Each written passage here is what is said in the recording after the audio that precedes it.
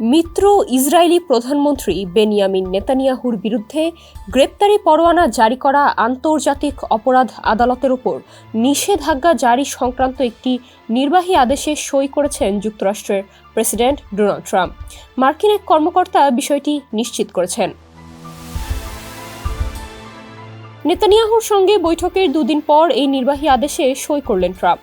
আন্তর্জাতিক গণমাধ্যম বিবিসি বলছে, আইসিসির বিরুদ্ধে নিষেধাজ্ঞা জারির আদেশে সই করার পর ট্রাম্প বলেন, আইসিসি অবৈধ।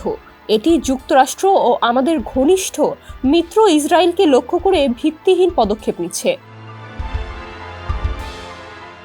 মার্কিন নাগরিক ও যুক্তরাষ্ট্রের মিত্রদের বিরুদ্ধে আইসিসির তদন্তে যারা সহযোগিতা করেছেন তাদের এবং তাদের পরিবারের বিরুদ্ধে অর্থনৈতিক ও ভিসা নিষেধাজ্ঞা জারি করা হবে এই নির্বাহী আদেশের আওতায়।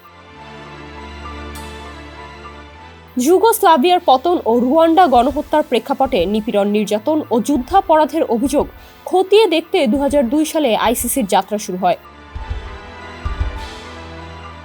গাজায় যুদ্ধাপরাধের অভিযোগে গেল নভেম্বরে হেগ ভিত্তিক এ আদালত নেতানিয়াহুর বিরুদ্ধে গ্রেপ্তারি পরোয়ানা জারি করেছিল।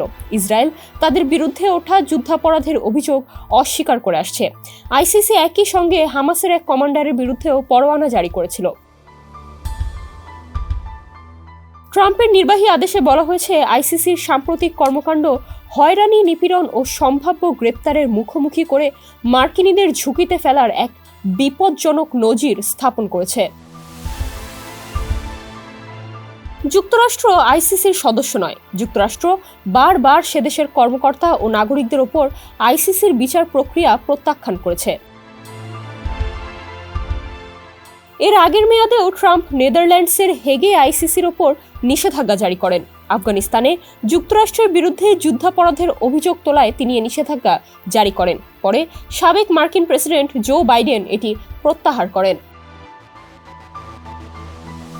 ডেস্ক রিপোর্ট, সমকাল।